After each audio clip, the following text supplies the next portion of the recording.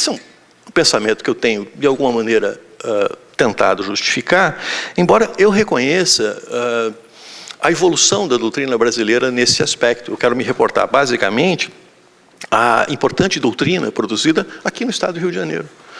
Eu me lembro, por exemplo, o texto mais interessante escrito nos últimos anos sobre o poder regulamentar do presidente da República, me parece ser o texto, um livro, do Dr. André Serino, onde ele defende a ideia de que, depois da emenda constitucional 32 de 2001, nós passamos a admitir entre nós o regulamento autônomo, existindo mesmo uma área reservada a esse regulamento que é infensa à incidência da atuação do legislador. Em sentido semelhante, nós vemos teses defendidas, por exemplo, pelo professor Gustavo Binemboy e mesmo, mais recentemente, pela professora Maria Silvia de Pietro em São Paulo. Segundo o autor, portanto, segundo André Serino, os regulamentos previstos no artigo 84, inciso 6 da Constituição Federal, depois da emenda 32 de 2001, são autônomos, atos normativos, portanto, primários e não secundários, havendo mesmo uma reserva material de incidência dos decretos e, portanto, uma área que está imune à incidência da atuação do legislador. No nosso entender, a lei, salvo exceções, pode perfeitamente disciplinar a matéria legislada de modo suficiente, prescrevendo, inclusive, os detalhes de sua aplicação.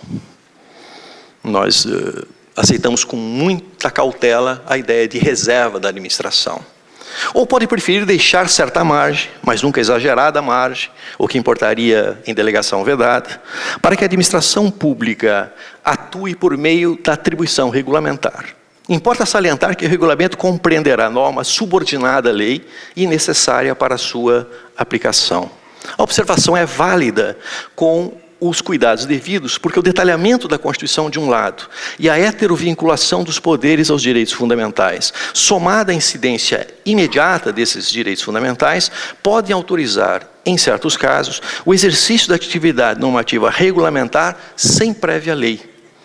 E isso tem sido admitido, inclusive, pelo Supremo Tribunal Federal. Mas, nesses casos, a lei sendo editada sempre deve ser preferida em relação ao regulamento. Portanto, serão atos com fundamento direto na lei, mas jamais assumindo o lugar da lei. Nós falamos aqui de congelamento de categoria. São atos, portanto, que não têm força e não têm forma de lei e, portanto, são atos que podem ser afastados em virtude da incidência posterior da atividade do legislador. Por outro lado, a opinião generalizada dos autores manifesta-se no sentido de que apenas as leis devem sofrer a aplicação pelo Executivo ou dele dependem para a produção de efeitos desafiam regulamentação. Ou seja, aquelas leis que não dependem da atuação do poder público, que disciplinam relações exclusivamente entre particulares, sem a presença do Estado da administração, nesses casos não haveria lugar para a atividade regulamentar do Poder Executivo. E, por outro lado, o poder regulamentar do Presidente da República não poderia ser exercido para disciplinar matéria própria de outros órgãos constitucionais, como as defensorias, o Ministério Público, os tribunais de contas e mesmo o Poder Judiciário.